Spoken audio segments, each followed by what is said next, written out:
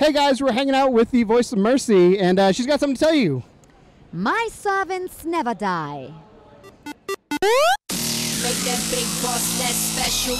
It ain't no game, but they saying welcome to the second level.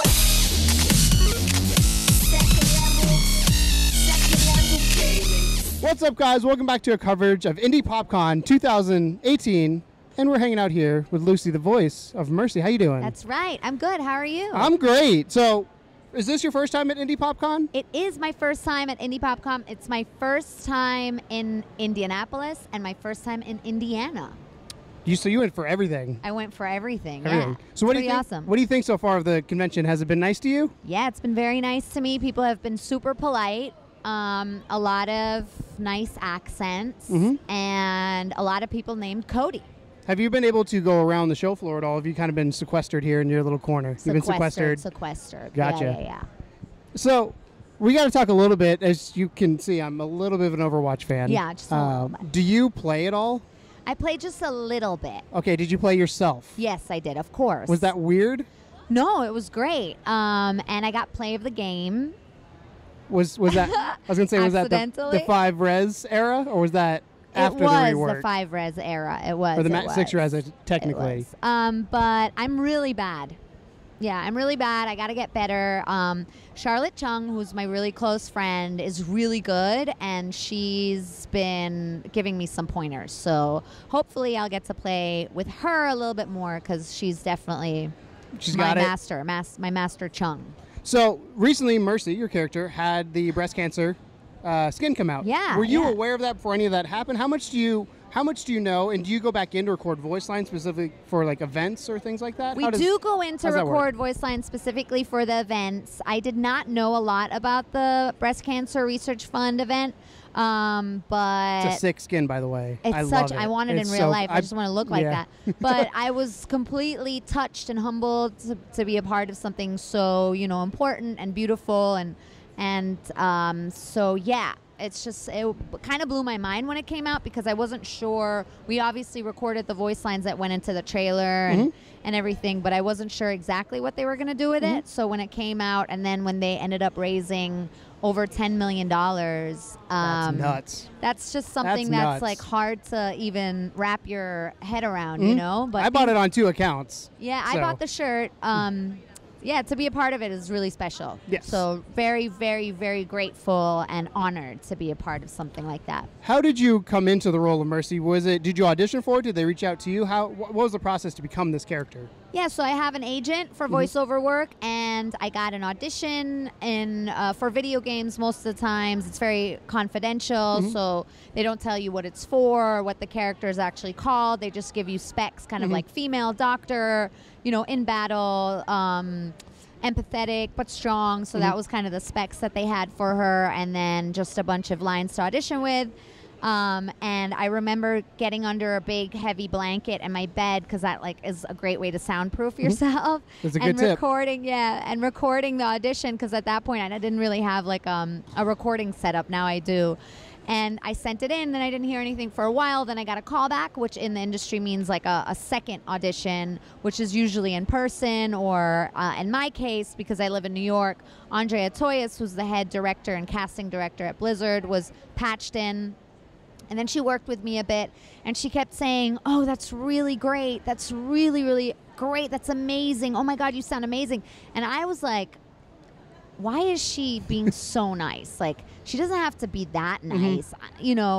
I just thought she was being overly nice just to be nice. Yeah, she's going to let me down easy in the end. Exactly, and I was like, come on, you don't have to do that. And then, a couple of weeks later, I got the call that I had the part, and then I went in for the initial session, which was a bit longer than the sessions that followed, where we, worked on really setting the character, setting the voice, and the rest is history, guys.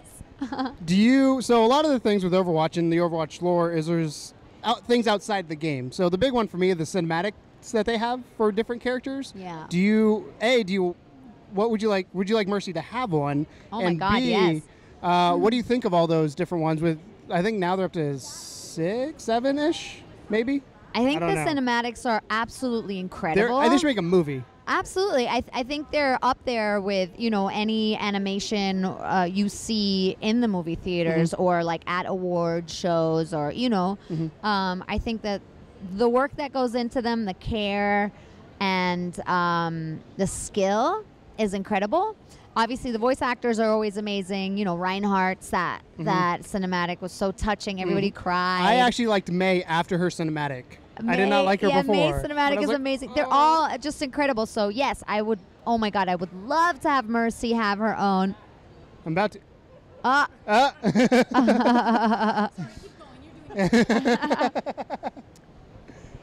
Yeah, I would love to have Mercy have her own. That'd be really cool. And also just to find out more about her backstory. We don't know a lot about it. No, we don't, compared to some of the other characters. Yeah. What is it about Mercy that kind of drew you to that character? What are the traits that stand out to you as kind of... Well, I think that, the fact that she's such a feminine character, but at the same time, she's such a strong character. So she's very feminine, but she's very badass at the same time. So she doesn't really... she's not one of those characters that is really strong but masculine, or... There's so much to her. She's very educated and very smart, which I think is really great for a female character. But she's very sexy, too, as we all know. So she's really got dimension, I think, as women do in real life. And I think that's been overlooked in a lot of,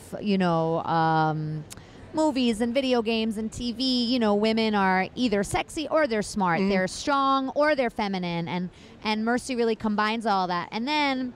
what I really love about her is that she's so empathetic.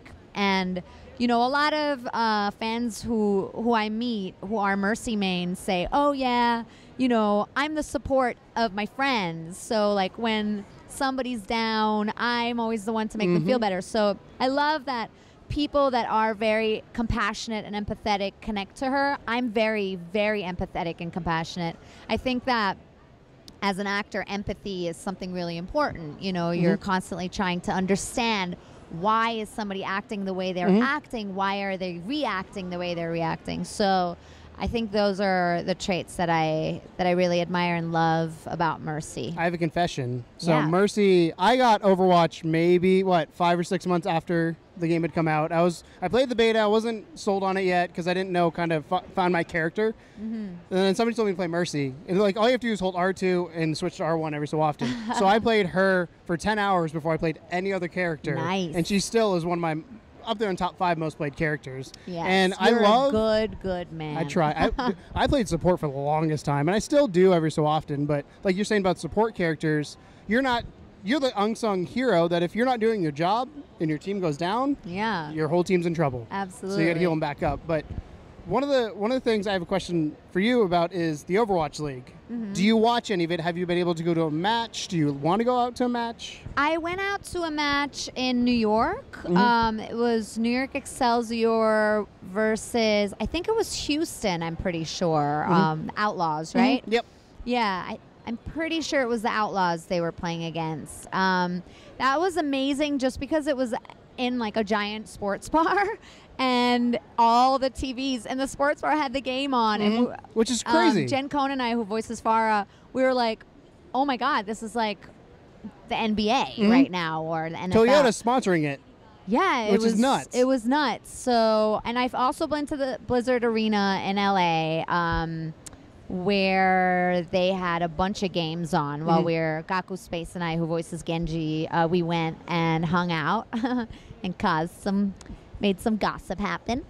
And, so, yeah, I'm totally support it. Am blown away by how huge it's become. We met the players. They weren't that interested in us. They were like, yeah, whatever. But, yeah, it's amazing. They're like, do you know how to play? No? Okay, we're going. Yeah, exactly. Bye. Yeah. So how's Overwatch kind of changed your career path when it comes to, because on the sign it says Dwarf 11, and then it says Mercy from Overwatch.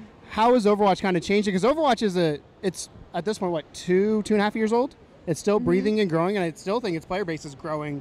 I want to say something like 80 million or something. Yeah. Have been sold.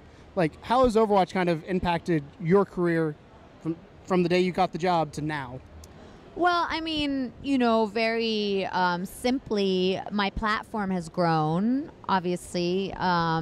So I do a lot of live work. I do a lot of comedy, and fans come out to see my comedy shows, and so the support is really big there.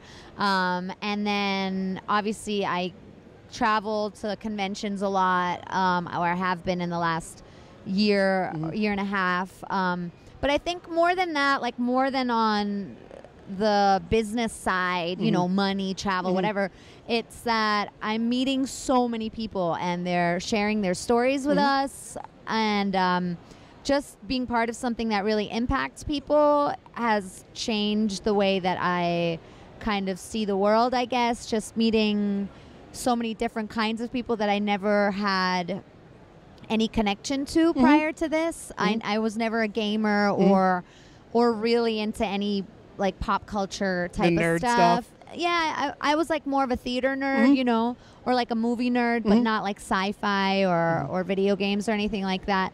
And so just meeting all the people, hearing their stories, traveling to all these different places, and really seeing that, no matter what's happening with politics or whatever it is, people are so good everywhere you go, and they just, they want to have a nice life, and they want to do things that make them happy, and being able to connect with people like that has been really a big life-changing experience for me. Gotcha. Yeah. So I want to thank you so much for doing this. It means a lot you. because, again, I love the game, as you can't tell. Also, Tom behind the camera has this Fusion jersey on as well. But thank you guys so much. Thank you so much. Thank you so much. We'll have some more coverage from Indy Popcon 2018. But thank you guys so much for watching. And as always, welcome to the second level.